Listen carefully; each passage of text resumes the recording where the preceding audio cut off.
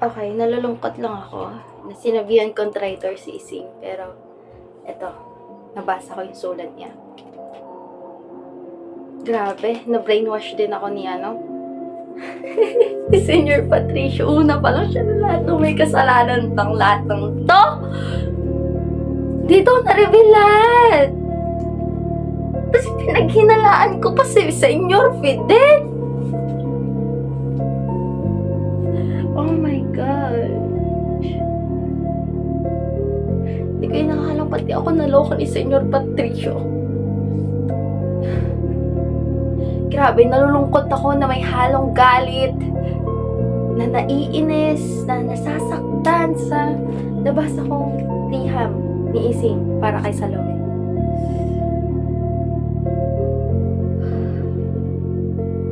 Yung mga nakaraang kong reactions, oh my gosh. Hindi ko na talaga alam, pati ako naloko ni Senior Patricio. Hindi ko na alam paano matatapos tong storya nila Salome at Fidel. Pero ang gulo-gulo na.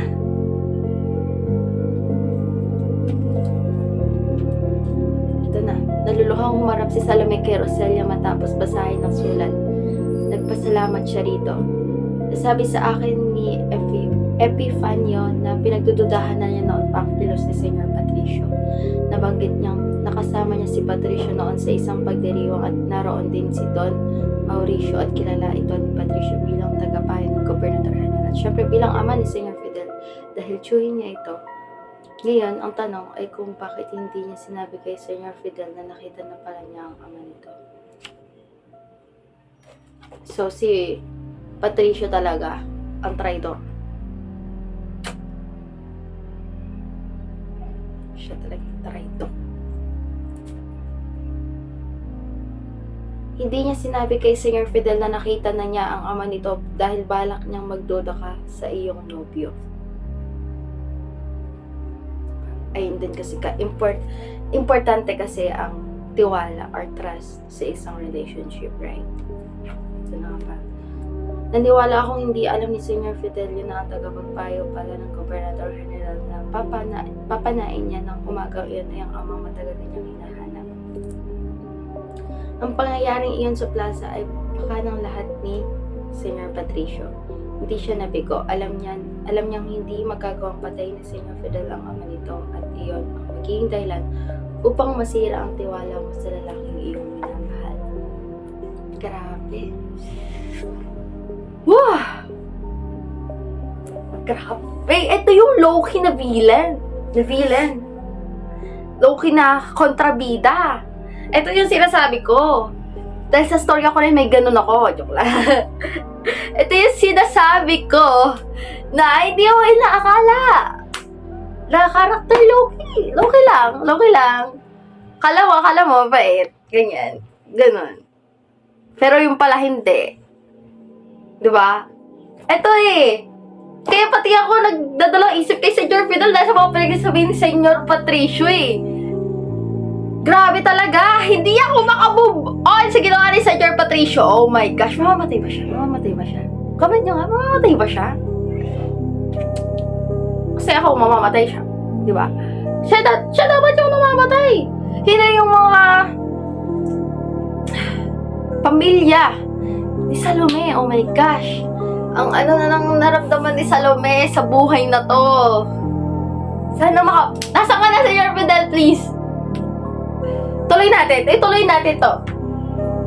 Tumatak ang luha ni Salome, muling bumalik sa kanyang alaala ang pangyaring iyon kung kailan hindi nagawang panain ni Fidel ang tagapayo habang kinakaladkad na siya ng mga kawal pasakay sa kalesa. Tama ang puso niya. Kailanman ay hindi nagtaksil ang binata sa kanya. Kahit iyon ang sinasabi ng kanyang isip, ayaw tanggapin iyon ng kanyang damdamin. At ngayon ay napatunayan niyang hindi siya tinalikuran ni Fidel. Maging ito ay biktima rin noong araw na yun. Biktimang tulad ni Ising at ng buong pamilya nito. Tulad ni na Danilo at Ingkong Louie at tulad ni na Nay Delia at Julio. Grabe talaga. Si Patricio may kagagawan ng lahat. Kasabay ng masaganang pagbalong ng kanyang luha ay ang pagbuhos ng ulan sa labas. Nagsitakbo ang mga taong inabutan sa daan at naghanap ng masisilungan. Nagsisisi siya ngayon kung bakit nagawa niyang pagdudahan si Fidel. Sana ay naisip niya ang nararamdaman nito. Grabe talaga eh. Para sa kanya, muntik na nito mapatay ang sariling ama na ilang taon na nitong hinahanap. Magtataka pa ba siya kung bakit pinili na lamang itong lumayo? Sinabi ni Rosella na sa kanya naluluwa si Felipe at darating sa Maynila pagkalipas ng 2 araw. 2 beses umano sa isang buwan ay lumuluwas ito o si Mang Berto mula sa Pampanga upang magatid ng mga kalakal nilang paso mula sa Pampanga. Gagawa umano ang dating hipag ng paraan upang magkausap sila ng kaibigan ni Danilo. Mananatili muna si Rosella sa mansyon ni Patricio sa loob ng ilang araw kasama si Inay Laya at pagko ay susundin ito ng asawa para bumalik sa Pampanga. I-stop ko muna to at baka kung ano pang mangyari sa sunod, mag-video na lang ulit ako. Eto na nga ba sinasabi ko? Alam ko hindi pa tapos tong mga pakulo na to, okay? Eto na, nakadating na sila, si Felipe at si Salome sa simbahan ng San Agustin para makita nila si Senyor Fidel. Eto na nga ba eh. Tapos nakita ko si Senyorita Eleanor. Ipapakasal pa siya kay Fidel. Okay, eto na. Ayoko na. Eto na, matatapos sa ikabanata eh, oh. Ito na lang. Hindi ko pa nababasa itong buo kasi nagkaroon na ako ng hint. So, yun. Tuloy natin. Nakasuot ito ng magarbong puting barot, saya at may kasunod itong mga alalay. Namilog ang mga mata ng dalaga na makita si Salome at makilala siya. Ilang segundo silang nagkatitigan hanggang sa magbawi ng tingin si Eleanor at naglakad na papasok ng simbahan. Nahawi ang mga tao upang padaanin ito. Hindi na ito nagawang habulin ni Salome at isinara na ang malaking pinto ng simbahan. Humakbang siya pauna, balak pa rin pumasok. Ngunit may humagip sa kanyang braso at paglingon ay nakita niyang pinipigilan siya ni Felipe. May alam akong ibang daan. Grabe to si Felipe, gusto niya ni si Salome, diba dati? Bulong ng binata. Nabuhayan ng pag-asa nang sumama si Salome rito. Dumaan sila sa gilid at pumasok sa isang maliit na pintuan. Inilibot ni Salome ang tingin sa loob ng simbahan. Ang magkabilang gilid ng bawat upuan ay nakadedekorasyonan din ng magaganda at puting bulaklak. Maraming kandilang may sindi at napakaliwanag ng buong simbahan. Tumunog ang batingaw at nagsiluhod ang mga taong nasa upuan. Napatulala si Salome nang makita si Fidel na nakaluhod sa tapat ng San Paris altar. Nakasuot ito ng kulay kapeng at ito, tulad ng isinuot ng mga prailing Agustino. Matapos iyon ay may ginawa pa ang lalaki, tulad ng mga kasama nito. Nakita niyang inabutan ang binata ng singsing na isusuot sa daliri nito, gayon din ang iba pang kalalakihang kasama na nakasuot din ng abito. Ipinatong ng arsobispo ang mga kamay nito sa tapat ng ulo ni Fidel at nanalangin. Nanghina ang mga tuhod ni Salome. Hindi ordinaryong kasal ang nagaganap sa simbahang iyon, kundi ordinasyon ng bagong pari. Okay. Napaatras si Salome para lang mapalingon ng bumangga ang kanyang likod sa dibdib ng kung sino man. Bago pa man siya makalingon ay hinawakan na nito ang kanyang braso. Naalala mo ba, Lumeng, noong sinabi ko sa'yo na hindi ka dapat makulong kay Fidel, ngunit hindi ka nakinig sa kabila ng pagbibigay ko sa'yo ng mapala. Ngayon, sabihin mo, sino sa aming dalawa ang matagal nang naglilihim sa iyo? Nakilala niya ang tinig niya, Patricio, at sandali siyang napapigit ng mali. Bitawan mo ako, sabi niya at nagmuglas, ngunit talong migpit ang pagkakahawak sa kanya. Hindi man lamang pasumagi sa iyong isipan kung ano ang natapos ni Fidel sa kolehiyo. Sumatsat ito. Licenciado de Sagrada Theology. Licentiate of Sacred Theology. Wagsak ang luha ni Salome habang nakatingin kay Fidel ng matay sa magkano.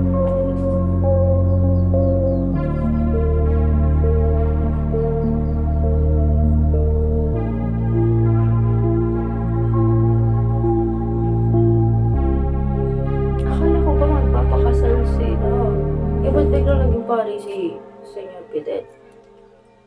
Itong si Patricia na to. Ngayon, sabihin mo, sino sa amin talaga matagal nang naglilihim sa'yo? Ano ba? Ikaw! Sino pa ba? Ba't naman sasabihin ni Senyor Fidel na magpapakasal sila kung magpapari si Senyor Fidel, di ba? Bale mo ginawa niya nang yun kasi alam niyang patay na si Salome. No? Pag talaga nakita ka Senyor Patricio, yan na, tapos na yung kabanata na yun. Kala ko ikakasal si Senyor Fidel. Kala ko ikakasal si Senyor Fidel kay Senyorita Eleanor. Kinabahan ako bigla doon.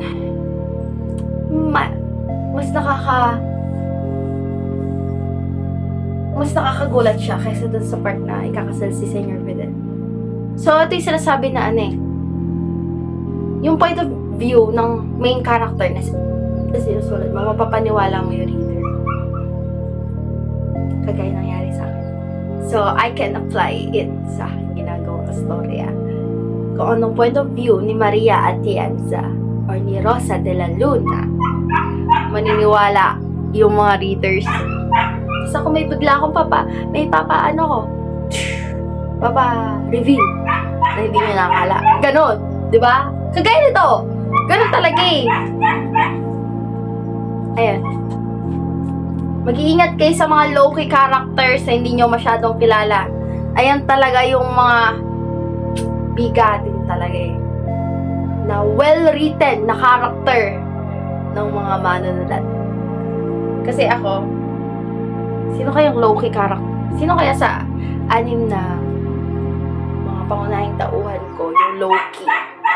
Yung hindi nyo pa masyadong kilala. Diba? Diba? No! Papatay ni Maria at yan, ni Maria si Antonio, right? Which is totoo naman kasi nagtatago siya sa kadilim. Kasi gumagawa siya ng mga krimen, right? Kailangan niyang patay kasi Antonio. Si Senyor Miguel, bakit siya biglang tinuro ng rosas? May hindi tayo nalalaman sa kanya.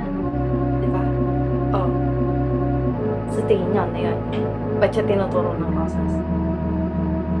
Oh. Yung tinuturo ng rosas, gusto niyo yung mga nagtatago sa dilim. Diba? Oh. Si Antonio certified, nagtatago na talaga sa dilim eh. Diba? Kasi, alam niyo na kung nagbabasa kayo, alam niyo na anong ginagawa ni Antonio, di ba? Si Miguel, kilala niyo na nga ba? Matatawag nga ba siyang low-key character sa nobela ko? O, ba't di niyo basahin nang malaman niyo? Basahin niyo rin. Kagaya ng ginagawa ko, nagbabasa ako ngayon. Tingnan niyo kung nasan na ako, ito na lang. Kung ako sa inyo, bago ko pa ma-revise lahat ng mga kabanata na kailangan ko at ma-publish ko, basahin nyo na ngayon pa lang. Na makakuha kayo ng mga hints sa mga kabanatang una kong ginawa. Kasi, aminado ako, by foreshadowing ako sa mga ginawa kong early chapters. Kaya kung ako sa inyo, pansinin nyo yung mga maliliit na details na sinasabi ng mga karakter ko o point of view na nakikita ni Maria. Or sa kahit mismo umpisa pa lang ng storya. Sa kabanata 1, yung una doon, yung umpisa doon. Di ba kayo nagtataka? Di ba? Si Olivier, anak niya 2, right? Tapos asawa niya si Rankler, right? Maria at Faria, kambal. Namatay si Rankler, di ba? Sa mismong hardin ng mga rosas. Di ba? Maria. Tapos biglang naglipat, 1884. Nandun na si Nanay Delia din. Same pangalan. Hindi ko alam paano naging same pangalan. Hindi ko alam. Maria rin yung anak niya. Nanay Delia. Pero, ang ano nga lang, hindi kambal. Di ba kayo nagtataka doon? Nagbibigay ako ng hint. No. Kunin nyo lang yung mga hint na yan kasi marirealize nyo. Sa simula pa lang ng storya, naka-reveal na siya. At ayun ko, ganun ko ginawa yung Jardin de Rosas. Kaya 3 taon na akong minamahal ang nobelang yun. Kasi yun talaga yung nobela na ginawa ko ng matagal. At mula sa puso ko at sa imahinasyon ng utak ko. Kaya nga, magiging masaya talaga ako kapag yun ang kauna-unahang nobela na matapos ko. Kasi, nakatuon na dun talaga. Gagawin ko lahat para matapos yun. Kasi nasimulan ko na. Ipinangako ko na sa kanya noong 2020 pa lang. Tatapusin kita. Hindi kita iiwan nang hindi ka tapos. Tatapusin kita. Kaya kung ako sa inyo, bigyan niyo ng pagkakataon. Bigyan niyo ako ng pagkakataon. Ipakita sa inyo. Kung tungkol saan ang Jardin de Rosas. Bakit sa lahat ng lugar, bakit Jardin de Rosas? Ba't Jardin ng mga rosas ang nabibigo? You'll know if you read it.